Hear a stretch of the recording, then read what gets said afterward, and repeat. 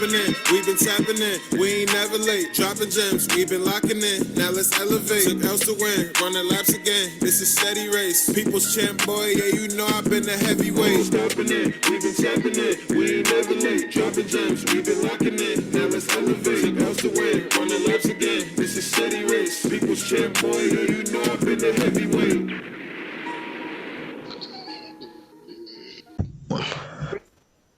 Gone for a minute, but I'll be back again. Now we are part 3. What is going on? We have Homecookin, and we got the Blitz on deck. I think this is going to be our last episode for the day because somebody didn't do their homework for heavyweight lovers, but it's okay. We're going to move right into I'm coming home again. Do you think about me now and then? Do you think about me now and then? Cause I'm coming home again. It's time for some home cooking with Big Nasty and Uncle Raisin. All right. Number of things going on in the city right now. Mm-hmm. Yes. Do tell. So we talked about Central, bigging up to them. We shout out Pop Watson last time and his commitment to play in the Army All-American All-Star game. Yep.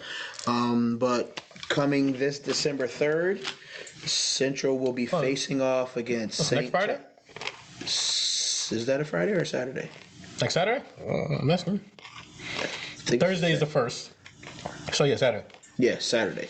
So Central Golden Eagles will be facing off against St. John's Preparatory School out of Danvers, Mass, I believe. And they will be facing off at Gillette at 12:30 for the state championship. I love the fact that you keep looking at me for I'm going to give you the answers. I don't know none of this shit. Well, it's a chance for them to make history. Do you know how much it costs for tickets? I'm going to say it's usually about between $12 to $15. At Gillette? Yeah. For a Super Bowl game? It's a high school game. I'm just checking. Yeah, it's a high school game. So, I mean, they're not going to tear people up. I'm pretty sure they're going to get really good numbers because you're going to have all types of divisions playing and for their respective state championship. Mm-hmm. So, again, this is a chance for Pop Watson to win a state championship every year that he's been in high school. For those young and up-and-coming students, it gives them a chance to go for their second or third ring and potentially take that mantle as those seniors go on to greater aspirations in their football career. One of those gentlemen is my son, Shondez, who has 4 interceptions going into the state championship. As a sophomore, if I'm not mistaken. Sophomore, yep. So excited for he that. He has an interception in every one of the playoff games so far? That's what the news said. How many picks, or how many pick sixes? I think 2? Nope, just one. Just one. Yep. So right now, Central averages 52 points a game offensively, and they're only giving up 9 points a game defensively. So as a coach, if I'm looking at those numbers, I'm like, so you're telling me I got to score 60 and try to stop 60? It's like, it's tough. That's tough. Sounds like when you play Patrick Mahomes. Yeah. That's stuff to make your brain explode. You know what I mean? So, yeah, I'm wishing them luck. You know what I always say? Not just because it's a cliche, but I actually believe when things like this happens, it changes whole communities. So I'm excited for those young men and those families that get to support those young men, and ultimately the community that looks up to those young men. Speaking of which, transitioning, some of those young men that look up to those high school players are those none other than the Springfield Tigers and their youth program, which starts at age 7 and starts at age 8. And goes all the way up to age 14. These young men compete in out of city league in Connecticut, and if you win that Connecticut league, you get to play in the regional finals for your state or your region, and then respectively, if you win your region, you get to go to Florida to compete in the nationals. No team has ever sent more than 2 teams to national at once, and Springfield's happy to say that they're sending 4 teams to nationals in a couple weeks. What ages are those? So the 10U team, which is which I coach with my brother Raheem and Wayne, and then we have the 11U team, which is led by Coach Justin Cotton. Then we have our 12U team, which is led by Coach Rashid, who also coaches at Central, and then we have the 14U team, which is led by Coach Waddy. So It's really big things Good happening. Lord. Yeah, and this is a really good experience for some of those kids. The 11U team, this will be their second time going. The 14U team would be their second time going. The 12 and 10U would be their first time going. But it's like to show up with those numbers. Like on registration day, you got 4 teams walking together. They all wearing their jerseys. It's gonna look. That plane ride gonna be crazy. Yeah, it's gonna look dope. It's gonna look dope. Let me ask you something real quick. So, like, when these kids move up to the next age group, do the coaches transition with them, or like you guys strictly do your group? No, so the coaches transition with them. Okay, so like Wads, when this team is done with, like, he will then come down to the. If he chooses to, yeah. So, because I know me, Raheem, and Wayne were coaching 14U together, and once our kids went to high school, we came back down to 9U. Okay. And we are now with those 10-year-olds, and we have been moving up with them. So that's potentially how it goes. Or if for some reason that 14U coach decides he wants to help with another group, sometimes we get newer coaches or parents that take over with that 8U group and then move up with them. So it's a process of like one hand wash the other, both hands wash the face, to where that community continues to keep growing and those kids continue to keep having those aspirations. Because I can remember 4 or 5 years ago when my son was playing on the Tigers and they were looking up to the Central kids, and now he's one of those kids, you know. So it's a big growth experience. Huge. And I would be remiss if I didn't add the news that on Friday, 11 o'clock, the whole organization will be going down to City Hall to meet with the mayor and be honored for the accomplishments that they have made. So it's a pretty dope situation. Like, yeah, you think these are usually things that you do as a teenager or as a young adult or in college, and to have this experience now, it's like an 8-year-old is crazy. It's crazy to have that experience and open it up to see like this stuff can really happen for you if you apply yourself to something you really care about. When I was 8 and 10 years old, like I was winning spelling bees, and they were telling me like that it was because I was Puerto Rican, which made no sense. I was the only minority kid like in my school at the time, so I was just like, I'll take your free ice cream cone friendly coupon and get up out of here. Lord. I was like, one, I don't speak Spanish, but I was like, why would I be good at spelling because I'm Puerto Rican? I don't know. I was like, I've no never heard sense. that one before. Me neither. I was just like, damn, these bugs It's are not a crazy. bad stereotype, I guess. Is that a thing, like Puerto Rican spell good? I've never heard of it before in my life. No, but it does sound like an amazing opportunity for these young men, and then like for them to see that like the levels above them are also doing the same thing. It makes them want to commit to that more. Yeah. And I think it's got to be because like I said, it's 4 different age groups. So it's like when they're going into these high schools and these middle schools, and it's like people are being like, yo, you guys went where? And you guys did what? And you're like, doing who? And like, who's the coach there? It's like, yeah, like I've always wanted to get into football. Da-da-da-da. It just seems like a great pipeline that like this is how you build that. Yeah. And like as far as I know, like it hasn't been like that for a number of years. So like I don't know like how recent this success has been, but it's like I've seen the transition like these last like at least 5 years. Yeah. Like I don't know like how far it's gone, but it's great to see like not only that, but then the adults that are also committed to getting that going, because I think that's what it really takes is like not only the commitment from the kids, but then the adults for like because you guys don't get paid for that. No, it's just it's all for the love of the game and for the love of the kids. You know what I mean? Yeah, and the community. You know, because I like as much as we love winning football games and getting a chance to compete on these national levels, it's really dope when you got a kid who like wants to break the huddle so badly, but we're picking kids to break the huddle at practice based on how well they're doing in school. So now you got kids telling their parents like, hey, make sure you tell Coach Raisin I did good at school because I want to break the huddle today. Yeah. Or like if a parent comes and says like, yeah, he's not doing nothing at the house, he's not helping with chores or nothing like that. It's like, hey, listen, we about to run these sprints. Like you can listen to everything your coach do, but then when your parents say something, you don't want to listen. Now it's like, hey, coach, thanks. Like he's taking the trash out every day without me even asking him. His homework's done, and it's like that homeschool football thing like really comes full circle when kids start to understand like, yeah, we love to see you do great at your craft, but we also want to see you become good human beings as well. So which is important. Yeah, it's pretty dope. It's exciting. All right. I almost forgot like where we were or like what we're supposed to be doing. Man, get out of my way. Watch out as I come through. Busting in your line, cracking numbers in 2. When I bring that pain, man, what you gonna do? Now lace up your cleats and get shook out your shoes. Clean out your locker. I'm out to get you. What you want? The rock in the palm of my hand. What you got? I got John Madden. We didn't get paid for that sponsorship. We got to blur that out or something. That's all right. It's so turned up. I don't know how I felt. Did you fart when I hit you? What's that stuff? It smelled like Badissi. I mean, there's a lot to get into. Whack ludicrous bars. What is whack about those bars? Who's right better football bars? Okay, now we gotta think about football bars. What are we talking about? Somebody hit the comments and you tell me who's rap better football bars and let me know. I say there's nobody. That's actually a good. Biggie ain't do it. That's actually Jigga ain't do it. That's actually a good one. Nas ain't do it. Somebody hit you with some battle rap bars. Like, listen to these words from Mook. Charlie Clips one time said,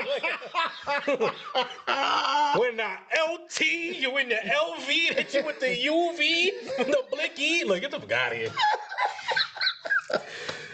But like, if we're gonna talk about anything first, we gotta talk about this 2-minute drill comeback because you was talking hella spicy when I was down 5-1. What's a 2-minute drill? What is that? That is our the thing that we do weekly betting on these football games, and we got 2 Ruth Chris dinners on this right now. And when I was down 1-5, you had a lot to say. Now I've come on a 4-game win streak. That's fine. Tied it up 5-5 now. You can go on a 4-game lose streak. I could, like you just did. I could do that. It happens. I could do that. It happens. All it took was for me to get that first pick one time, and you haven't gotten it back. Yeah, it's what we're called. Yeah, boy. Yeah, boy. And you've been betting on them Saints. It's like them Saints and them Raiders got you tore up. I was betting on them Eagles and them Dolphins. You know what I'm saying? And them 49ers. I'm pretty sure I picked the Dolphins. Yeah, because you snuck attacked me a couple times. You were whack. You whacked for that. Mm-hmm. That definitely happened. Mm-hmm. But like, I just wanted to bring that up quick before we moved into like the Sunday down game too. Huh? Get your people while they're there. It's true. We did have some pretty interesting games that came down to the wire this week. Yes, the first one would be the Pats and the Jets. Yeah, this was one of the shittiest games on TV. I'll tell you that right now. I was like, good Lord. I was, to be honest with you, I don't like to see the Patriots win, but I was happy that they won so that this game did not go into overtime for more terrible football. But the thing is, like, if there's one thing that was good about it, it was the Jets' defense. Like, the Jets' defense was, like, amazing. Yep. But then, like, Zach Wilson was just, like, giving them the ball, right? Yes. He was giving them more offensive production than Mac Jones was. Yes. Listen, I don't understand. I know that coach had to be tight. Robert Saleh? To give it up on special teams like that. On a special teams kick return. On a punt from some dude I've never even heard of. It's like Van Jones or something like that. It's another Jones. Man, that man was moving. He really was. He was moving. With that illegal block in the back that they didn't call because they really wanted to get up out that game. They were like, yeah, whatever. But, yeah, I mean, they did put the Patriots at 6-4. And it does change the dynamics of that division, which your Dolphins are in. What? So if the Jets would have won, Dolphins. If the Jets would have won, the Jets would have been the number 1 team in the division. Really? Mm-hmm. If they would have won, they would have been the number 1 team. What's the Bills' record? The Bills just lost 2 games in a row. They have like 3 or 4 losses. Wow. So like because of that, we're actually in first place right now. Okay. So it goes us, the Bills, the Jets, and then the Patriots. Got you. And I did take a look at the playoff pictures because Patriot fans was talking crazy. I was like, you're the last in your division. But if playoffs did start today, they would be the 16. They would be the 16. But they're like competing with like the Bengals. I can't remember who like the other couple of teams are. And it's like, I feel like those teams will right the ship before they do. Because then the Patriots still have to play us and the Bills again before the season's over. Well, we'll see. Keep talking. I'm going to look it up. But like, what I wanted to say real quick is like, what happened to Mac Jones from last year, bro? Like, I don't know what happened to him. Like, I feel like this is the most raisin joke of all time. Like, Mac Jones just went from Mac Jones to Whack Jones. Shit, man. But like, I just feel like he's lost whatever poise like he used to have like in the pocket. Because like, for all the things like I don't like about the Patriots, like Mac Jones last year, I was like, oh, this dude looks like he's a pro as a rookie. Like he looks like, I'm not gonna sit here and say that he looked like Justin Herbert or something like that, but I was like, he looks like someone who belongs and like knows what he's doing in the pot, like almost like a Ryan Fitzpatrick type, where it's like he's not afraid of the moment, like everything, like he looks super poised in there. But it's like now, it's almost like clockwork. It's like every third down he's gonna get sacked for the most part. Like that's what's always gonna happen, and. I know earlier in the season, like I was a bit harsh on them, saying that they were the worst team in the NFL, and you were just like, any team that's coached by Bill Belichick, I'll take that over any other team, whatever, stuff like that. it has got to be a rough year for Belichick this year. Like, even though they're 6-4, like, these have not been pretty wins. And, like, I haven't heard a lot of stuff from, like, many Patriots fans. Like, in general, like, nobody seems, like, super excited about the way that this year is going, but, like, they're also, like, not really down on it. Like, Not gonna get no sympathy from me. I'm not asking for sympathy. I'm just asking for, like, you know, like, what you see from it. Like, it seems like what they're missing, though, is Mac Jones just being, because, like, what this game essentially came down to is, like, whose quarterback could just not be awful. It was like, who could just be okay? And Mac Jones was just okay, and Zach Wilson was awful, which is why now Robert Saleh is saying that, like, his job is now in jeopardy. Like, we might see Joe Flacco for the rest of the season. Like, that might be what's going on. I mean, that might be what you have to go with, though. Because, like, this kid hasn't shown you anything to, like, prove that he wants to be the leader. And they're winning games solely off of their defense. Their defense is scoring more points than their offense. Brees Hall, the rookie running back that keeps making it happen. You got he died. Huh? Brees Hall. Yeah, he did. But and Garrett Wilson is trying to keep him afloat, but it's just like you can't when you got this trash QB back here throwing You it to got the Elijah opposite Moore team. talking about, like, he can't wait to not be a Jet. Like, Yeah. he's like your second year star wide receiver. Yeah. So I mean, they got to figure it out, and it sucks because they're having a good season, and you want to compete, and there's like maybe a handful, maybe like 5 quarterbacks that look like they can be franchise-changing quarterbacks that they're not going to be in the running for because they're having the good season. So it's like there's no trade they can really make. So they got to really ride with what they got and hope the best. Joe Flacco ain't it, though. Joe Flacco. I'll tell you right now, if we were to see them in the playoffs, I'd be much more scared of the Joe Flacco-led Jets than the Zach Wilson-led Jets. Yes. Like, because first and foremost, like, I'm afraid of that defense, like, as it is. I was about to but say. It's like Joe Flacco. It's just like, oh snap, like he can keep things easy and steady Right. at bare minimum. Like, Zach Wilson is like, yo, he might throw us a couple, Right. and it's like we can bank on that. It's like all we got to do is get him shaken up. So AFC, you have Kansas City, Dolphins, Yep. Tennessee, Baltimore, Buffalo, New England at 6, Bengals at 7, Jets at 8. On the bubble, you have. Well, actually, it's only 6 teams that go, right? Or is it 8? 6 teams. 6 teams. The 4 division winners and 2 wild cards. So that means Cincinnati and the Jets are on the bubble at 7 and 8. Chargers are right behind them with 5 and 5 at 9, and then everybody else is trash. That's what I mean. Is like, I feel like the Bengals. I mean, Jamar Chase. All he has to do is come back, and then that makes them a much more scarier team than all the rest of them. Yes. Joe Flacco comes out. Says like, a lot about Joe Burrow because they're still winning though. They just don't look as prolific, but they're winning. But, and like, I want to say this because it's like, I feel like, you know, this sounds like super Patriot hater and stuff like that. But like, this is just all that I've been trying to tell Patriots fans, like, all those times when they were shitting on the Dolphins and like everything like that. It's just like, this is what life is like without a star quarterback. Yes. This is what it looks like. This is what it looks like when you have to try to figure out who the next guy is going to be. When you have to try to figure out who can hold this together. When you have to figure out what everything looks like. It's like, this is the growing pains. And it's like, it's been so long since they've been here. Like, it's hard to not take it tastes good, like, to watch them like go through it, but it's like, man, like, you guys really had it so sweet for like 20 years. Yeah. That's insane. Yeah. Bro, listen to how the NFC is wrapping up. Let me hear it. You have Philly, Minnesota, Seattle. Yep. Tampa Bay's at 4 with a 5 and 5 record. Yep. Dallas at 7 and 3. Giants at 7 and 3. Then you got San Fran and the Commanders on the bubble. The Commanders at 6 and 5, and San Fran at 5 and 4. And I think those bubble teams, the team I'm most confident in is easily San Francisco. Yeah. And it's like, I mean, but the Commanders have been playing football. I mean, but they just played the Texans. yeah. And my thing is, and they did beat the Eagles off of like a, you know, technicality or like whatever you want to call it. But like the 49ers, they just have to leapfrog Seattle. Yeah. In order to get in there. And it's like, Seattle's not a world beater. They do look really good, but they're not like a world beater. Like the 49ers, like, they look insane right now, like when everything's clicking. The thing that concerns me about Seattle is they start looking how they always look around this time of year. Like DK Metcalf starts to fade to black. You question their running game. The QB. Kenneth Walker's been super solid. Yeah, but he's also. I know that because he's on a bunch of my fantasy teams. That dude's a must start every week, every time. Yeah, I know, but the running game's only successful if you can throw the ball. You know what I mean? And You tell that to Tennessee. Tennessee's lost their last 2 games though. But they're still like the number 2 team overall in the AFC. Like they're still the leader of their division. Yeah. Tell that to Justin Fields. They are 7-3.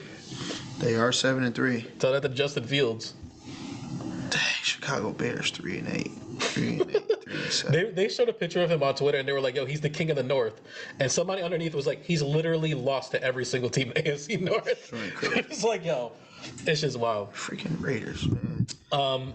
What else did we have to talk about, like about the games this past weekend? Like I know we had the thriller. That the Minnesota Vikings got their chain snatched by the Cowboys. Oof. Yeah, every week they was rocking them chains. There's a meme. Kirk Thuggins?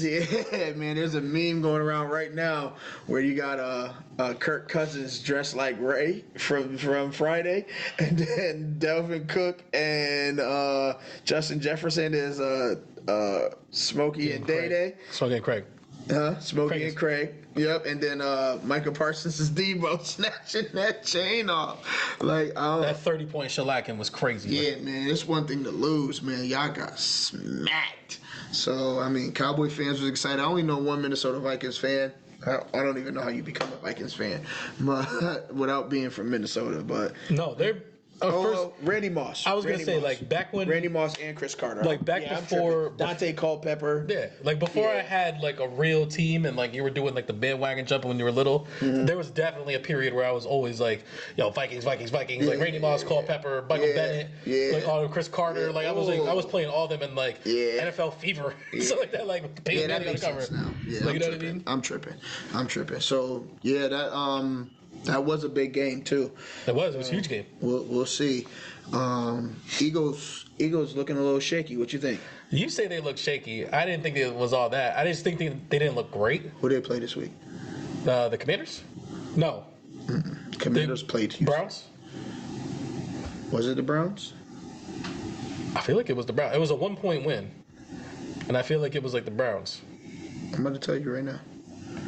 Because we got it on 2 minutes. But regardless of the fact, like they wind up winning as like a last minute scamper from Jalen Hurts to score the game winning touchdown to win it, like with like I think there was like a minute left or something like that. But it was like I feel like these last 2 weeks, like the Eagles have been like trying to piss me off. They played the Colts.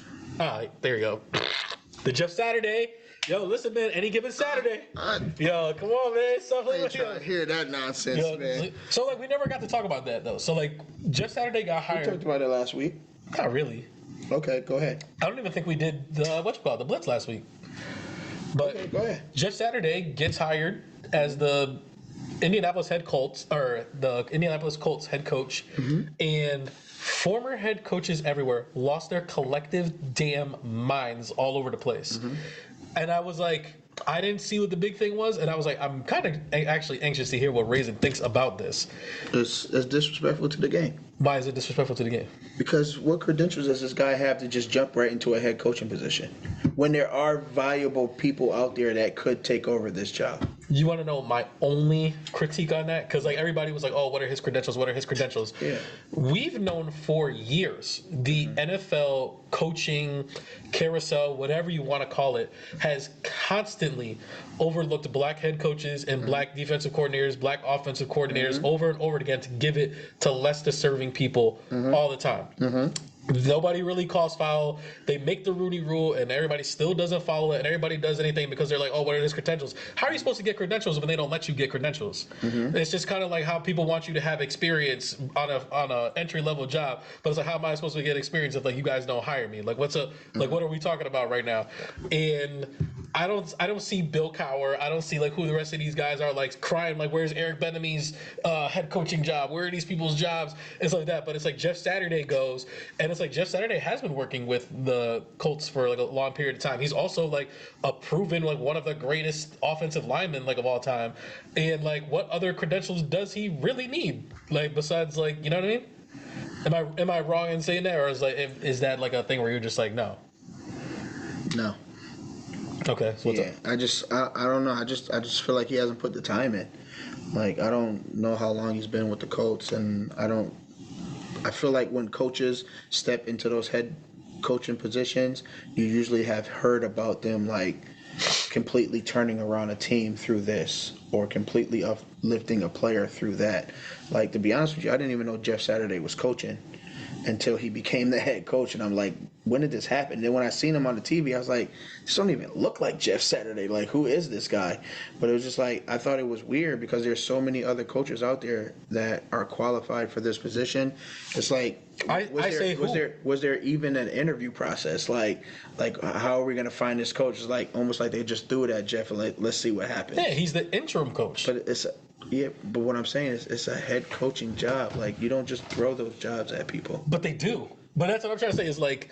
But that's the problem. That's what I'm saying. That's what the problem. Yeah, so the system is broken. Like, Jeff Saturday's not the problem. The system itself is broken. Yes. So, yeah, that's like kind of what I'm getting at. Yeah, we're saying the same thing. Yeah, but it's like, to me, I'm just like, well, this is what happens when the system is broken. It's like, this is how it goes. Like, I don't understand like why you guys are mad at Jeff Saturday. What you should be mad is like, I'm not mad at Jeff Saturday. I'm mad at what continues to happen, which is the whackness. So it's just like, but how do you fix it? Like, how do you change it? I don't like. That's the thing is like you don't know because it's the same thing in the NBA. Mm-hmm. They do the same. They do the same exact thing in the NBA, mm-hmm. and like because of that, we get to see like a lot of great player coaches. Granted, there's some doo-doo ones like as well, but it's like we get to see guys like Chauncey Billups, mm-hmm. who like was never doing like any coaching, and like all of a sudden like now he's the head coach of the Trailblazers, who's like the #1 team in the West right now, mm-hmm. like stuff like that. So it's like. I'm just waiting for that level of parity to go there. Like, why is Deion Sanders with his success not coaching the NFL team? Why are people like T.O., like they're not like head coaches, like things of that nature? Why are we not seeing Lawrence Taylor, Patrick Willis, like these guys, like these Hall of Fame players, like these are the greatest players of all time. Mm-hmm. Jerry Rice doesn't coach the team. Like none of these people, granted, a lot of these guys don't want to. I'm pretty sure there's a guy who was a former NFL quarterback who is now the offensive coordinator for what they say is the greatest quarterback to play the game, who led a team to a Super Bowl, and everybody's blown away by how great he does as an OC. Are you talking about Eric Bieniemy? That's what I brought up a minute ago. No, I'm talking about Brian Leftwich. Byron Leftwich, got you. Yeah, like, could have called Byron. I'm pretty sure he would have took the job. Yeah. The opportunity to run. He was supposed to get that Jaguar job before they gave it to, whatchamacallit? Damn, I can't even remember what his name is. Damn, how do I forget him? He was like a big name. Urban Meyer? Yes. It was Urban Meyer, right? Yes. Whereas like that was supposed to be the Byron Leftwich job, and they gave it to Urban Meyer, and it's like, where's the thing like for that? Like nobody cries for those things, but it's like I'm talking like Bill Cowher was a #1. He was just on there. He was like, this is disrespectful. Brian Flores could have got a job. Yes. I mean, it's not like he's not in the league. Do you know he's coaching with the Steelers? Yeah. Why could he not be a head coach again? I don't know. Tony Dungy. I don't think I think Tony Dungy's done though. He doesn't want to do it no more. Like he's at that real cushy job as an analyst. Like he's a lot older. He's just like, yo man, let me chill. Herm Edwards. Thank you. I'm just saying, man. I know that we didn't talk about it, but I was just like, I feel like some of these damn, my Widow's Peak came in mad crazy. I just feel like some of these dudes, like they had some nerve. Vampire in Brooklyn. They definitely did. Like I was gonna go off topic, but it just like I just saw like a lot of these coaches just crying foul, and I was like, what is wrong with these guys? Like, what are they like? What's their problem? Like, why are they so upset? Like, you broke the code and then you did this. I'm like, yo, I don't want to hear it because like y'all don't give a fair shot to the people who deserve a fair shot in the first place. Mm-mm. So like, I say keep doing it. Let's have Peyton Manning coach a team. Like, who gives a shit? Let's have who's another. Let's get Ryan Fitzpatrick a team. Let's get fucking Jeff Garcia a team. Like, why not? Let's get all these guys out there. I want to see. Might as well give old boy Butt Fumble one too. Yeah, give Mark Sanchez one. That's like that used to be my favorite part of Madden. Like back in the day when like certain players were retired. I'm like, hell yeah, Brian Arakpo is about to be my defensive coach. I was like, absolutely, my head coach is gonna be Terrell Owens. What are you talking about? And I was like, and I would love when the camera would go over to the sideline. I see a bunch of black coaches with championship there, and I was like, yes. And I was like, yo, but they don't do. I was like, that's how you know it's a video game and not the NFL. you know exactly what I'm talking about too. Because we should be fighting over. I'm like, yo, come on, man. Let me make the offer to him. Let me make the offer. But I'll tell you what, you let me get Terrell Owens and I'll let you get the next two. Wonderful. LaRon Landry's coaching the Jets. Yeah, I love it. Yeah, what do we have for the next topic? Before we get to the big one. Cordero Patterson sets a NFL record. Yes. I believe previously held by Devin Hester, correct? Well, he was tied. He was tied with like four other players. Devin Hester was one of those players. And he did it in impeccable fashion with a 104-yard kick return to Because I think it was also the longest one. Yep, and I felt like he was about to get caught in them last 10 yards. It did. Because they was definitely hawking him. And boy, was he killing me in fantasy. I was like, why am I playing Cordero Patterson in every league, bro? Listen, man.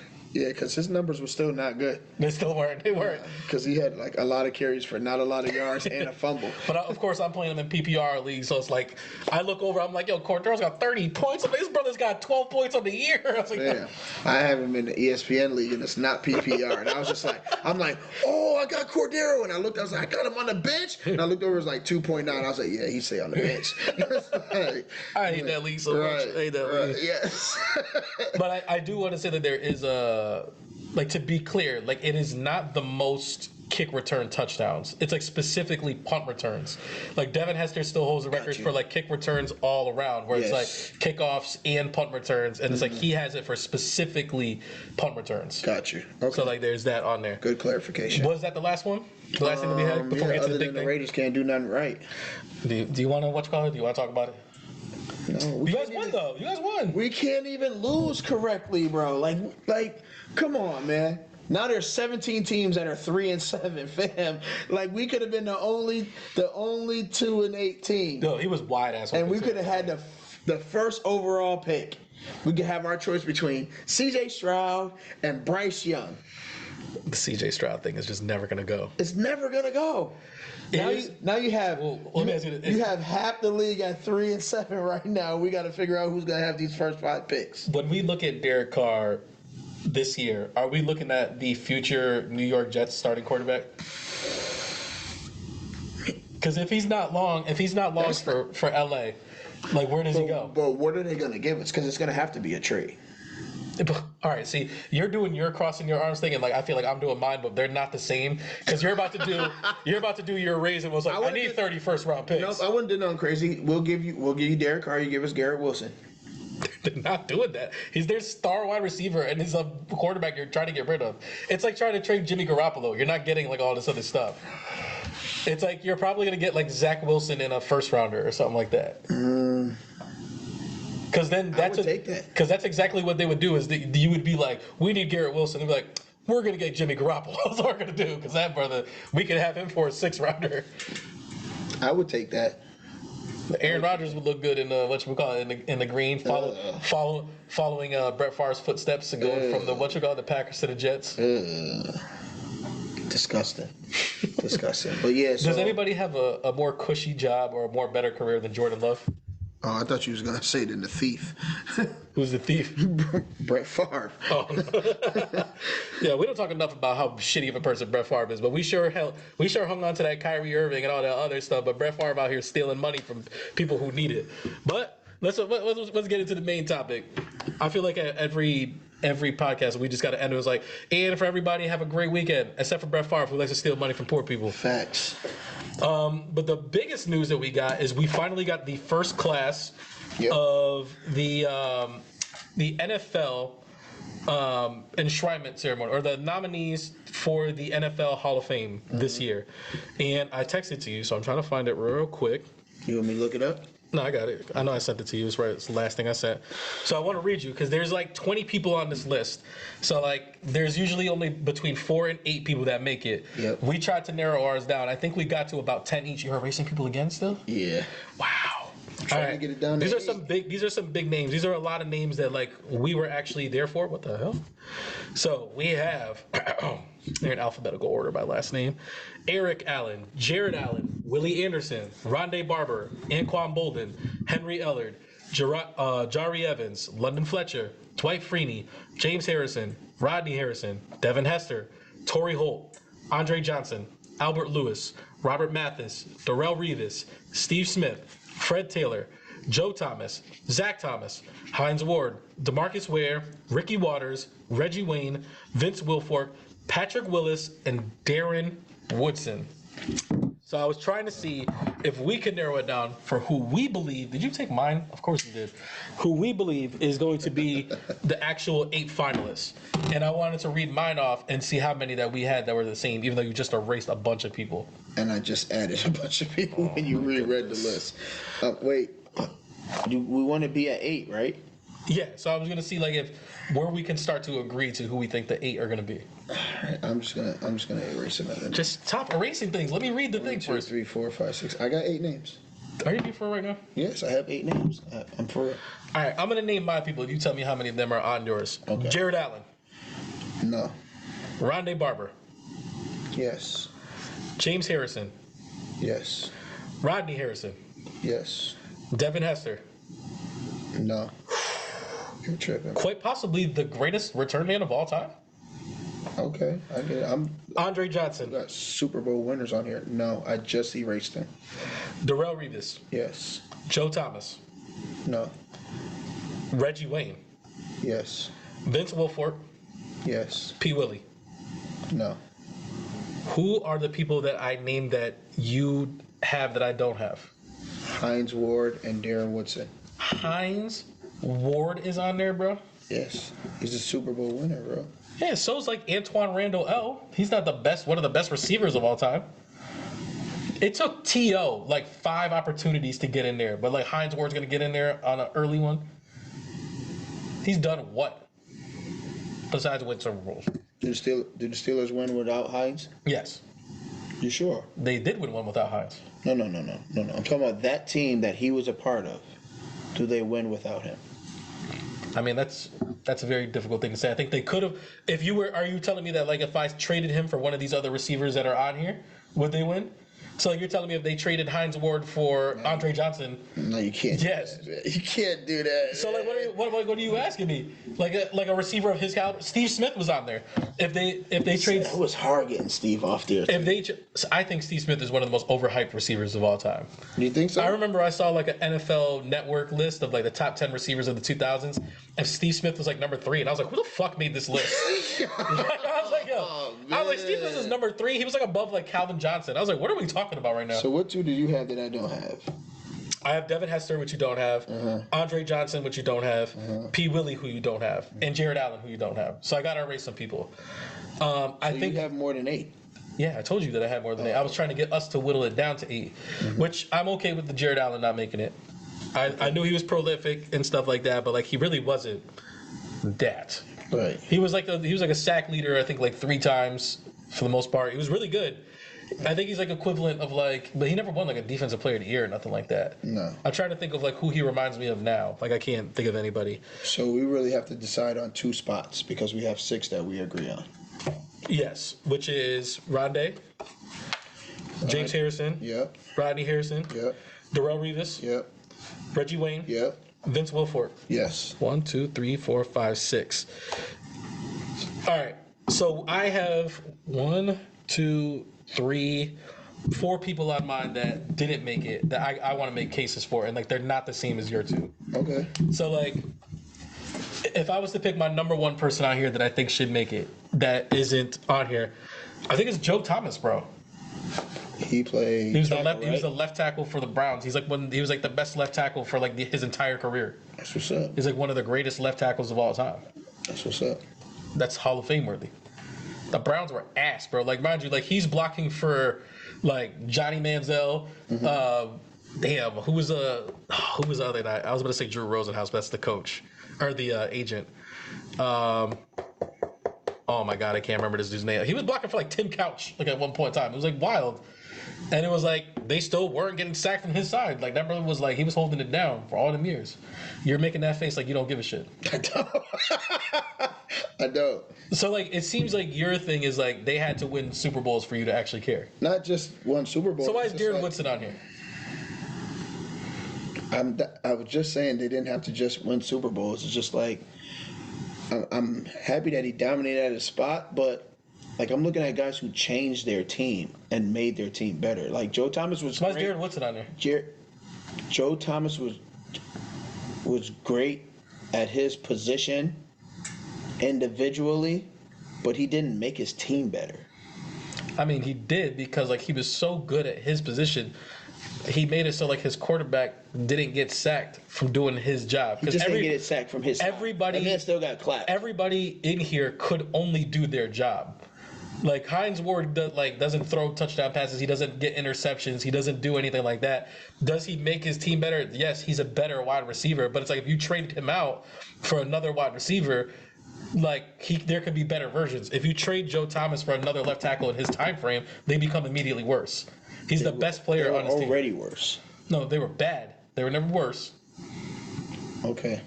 So what do you? Why is Darren Woodson on here? You asking me to take off Darren Woodson? I'm asking why Darren Woodson. Because that was my pick. You had Reggie Wayne on yours, right? No. You didn't do my man P. Willie. I do have Reggie Wayne. I do have Reggie Wayne. I'm not gonna lie. I really put P. Willie on here just because I love Patrick Willis, and more than anything else. It was hard for me. It was, and I have no problem erasing him. Yeah, that was a tough one for me because I love Patrick. Devin Hester doesn't deserve to be in the Hall of Fame on this go round over Hines Ward. Not first ballot. If they traded Devin Hester for Hines Ward, are they winning those Super Bowls? No. Why not? Because Devin Hester run terrible routes and wasn't a. He still scored touchdowns. He probably had more touchdowns kicking, returning the ball than Hines Ward had touchdowns. Pittsburgh wasn't putting the ball like that, fam. Well, they're punting to them because that defense was so good. Yeah, I mean, could you imagine? It would be more. Could you imagine the Pittsburgh steel curtain defense with Devin Hester on special teams? Like how different that team look. All right, so this is what I'll do. I'll take off Darren Woodson for you, but I'm not putting on Devin Hester. So out of my three, so you think Devin Hester or Andre Johnson? I'm taking Andre over Devin any day. I think this is so crazy. Andre Johnson never won anything. His brother had David Carr throwing him the ball. And he was making that team better because he was going to get that ball. But they were the worst. But they were worse. They were not worse than the Browns. They were worse than the Browns with Andre Johnson there. Nah, I take it back. When Arian Foster and all them dudes got there, like they got pretty thorough, like at one point. Yeah. But he was on this expansion team, like for the longest time, and it was like scoring all these touchdowns, and they were winning like 3 games. Isn't that how they got like Jadeveon Clowney and like all that stuff? He was like the #1 pick. Yeah, that was terrible. They could have had Reggie Bush. We were putting Andre on? Yes, I told you I would take off Darren Woodson and put Andre Johnson on. So now we got one spot. So it's between Joe Thomas and Hines Ward. Bro, you really gonna have to convince me for Hines Ward, man. Convince me for Hines Ward. What is why does Hines Ward need to be in the Hall of Fame? No. He made his team better. They won because he was on that roster. No. Yes. They won because that defense was one of the greatest defenses in NFL history. The defense was disgusting. Yes, in NFL history. That's why James Harrison is on there. Yes, bro. Troy Polamalu, like James Harrison, like they had like this amazing Brian Clark. Yeah, amazing defense. That's why they won. They were holding Larry Fitzgerald like in the Super Bowl to like nothing. Ben Roethlisberger wasn't amazing because Larry still went off. He still went off. Yeah, still went off. Who ended up scoring a go-ahead touchdown in that game? Antoine Randall. Was it Randall? Yeah. You sure? He won Super Bowl MVP for that. Okay. You really about to Google this right now? No, not at all. All right, All right, how about this? Joe Thomas or Hines Ward? How about this? I'll Google Joe Thomas. You Google Hines Ward, and we'll list their accomplishments, and then like we'll pair them together. Then we'll see like whose was really.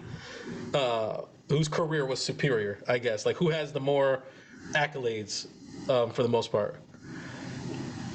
All right. I got Joe Thomas in here. Joe Thomas was a 2007 draft pick, was 3rd overall in that draft. Who did you just go to? I just typed in Joe Thomas, and then I went to his Wikipedia. Oh, okay. I will also say that he was in the College Football Hall of Fame as well. Oh my goodness. Most NFL athletes are. Oof, this is excruciating. This Android is not looking good for you right now, bro. Are you serious? I'm good. I'm good money. All right. So he was drafted 3rd in 98. Damn. Brother played round 3, 92 overall pick. Okay. Which is crazy. Where was Joe Thomas?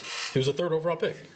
3rd overall pick. This man was chosen in round 3, 92 overall. He was so good that the 3rd worst team in the NFL picked him. Okay. All right. How many first team All Pros does Hines Ward have?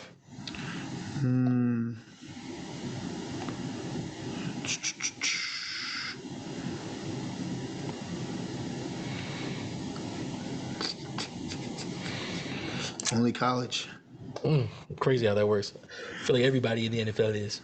Oh my goodness. Joe Thomas had 6 first team All Pros. Okay. 2 second team All Pros. Went to 10 Pro Bowls. Whoa, slow down. He had 3. 3 what? Hines Ward had 3 second team. Okay. He had 10 Pro Bowl appearances. Hines had 4. He was on the All Rookie team in 2007. Nope. He's in the Cleveland Browns Ring of Honor. He's in the Pittsburgh Steelers all-time team. He's in the Pittsburgh Steelers Hall of Honor. He also has the record for most consecutive NFL snaps played with 10,363 snaps in a row. That's what's up. Super Bowl MVP. What year? It doesn't say. It usually says it like right next to it. No, it doesn't say. It says right there, Super Bowl 30. XL, so the 30. Yeah, it's not the year. It's just the Super Bowl. But yeah, he was Super Bowl MVP. I'm pretty sure you can click on it if you really wanted to. No, I don't want to. Well, because of the fact that he's an offensive tackle, like there's not a lot of stats to go off of there. I mean, this is what you wanted to do. 2-time Yeah. Super Bowl champ. 12,000 receiving yards. Yep. 1,000 receptions. 85 touchdowns. What I'm saying is, like, you look at this right here. What that tells me is that Hines Ward was the best receiver on a good team, on a Super Bowl winning team. This tells me that he was the best player in, we're literally talking about 6 first team All Pros. He was the best left tackle for 6 years in a row, and he was second team twice. 10-time Pro Bowl, was on the NFL's 2010s All Decade team. That's what I mean. It's like this dude was amazing. Not negating that. You trade him for Hines Ward, I think the Steelers are better. They already had a dope O-line. Did they? Because you can't name me one of them. Name me one offensive lineman on that team. The Pouncey brothers. Well, only one Pouncey was on that team. You sure? Yeah, because Marquise was on there and Maurice was on the Dolphins. You're right. But they both played center, right? Yeah. Yeah. So, like, you telling me that the Pouncey and Joe Thomas, Ben Roethlisberger isn't surviving a couple more Rapelessberger years with that? He's got the record. So how you snuck that in there? He's literally got the record for most snaps in a row. So, like, even as shitty as this team was, you're telling me you're getting the best left tackle. I feel like he could have no O-line. It still would have been crazy because of how he stretches out plays. So, I mean, he wouldn't have had to do that if Joe Thomas was there. He wouldn't have had to worry about his left side at all. He could have been throwing more to Antoine Randall and Antonio Brown. Really? He's just gonna purposely not bring up Hines Ward? Well, I'm saying that they got traded for each other. Yeah. So, like, if Hines Ward is on the Cleveland Browns are better?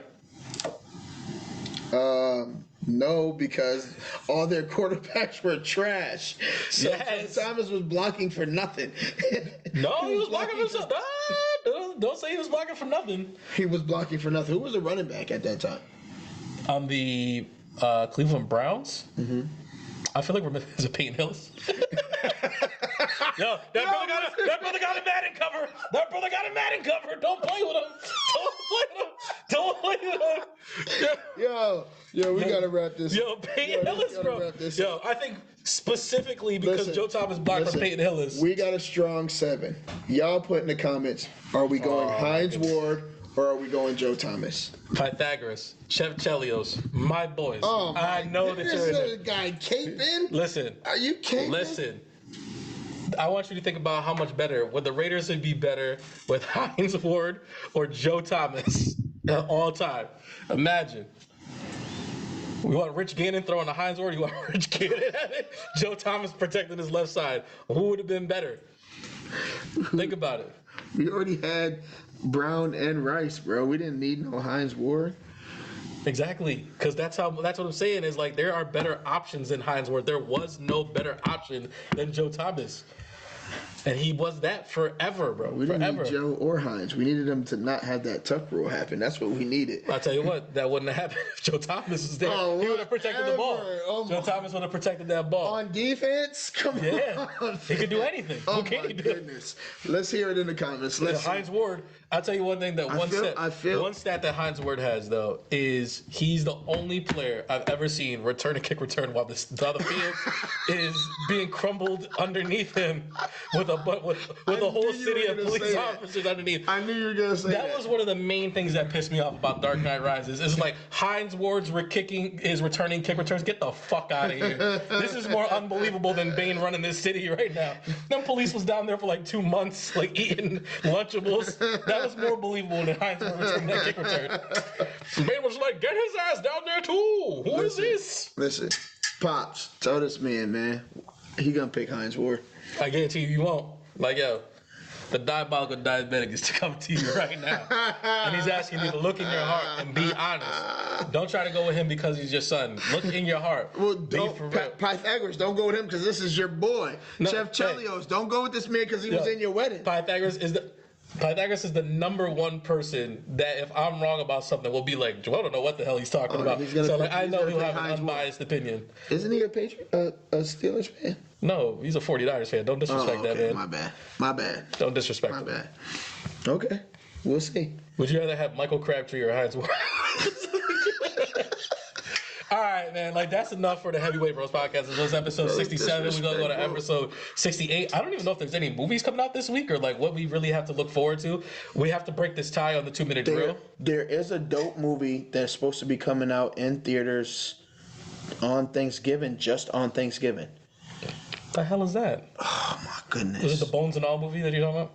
No, see, now you're gonna make me look it up. Don't look it up. All right, y'all, we're gonna check you out at episode 68 because we don't got time for raisins fumbling this Google search.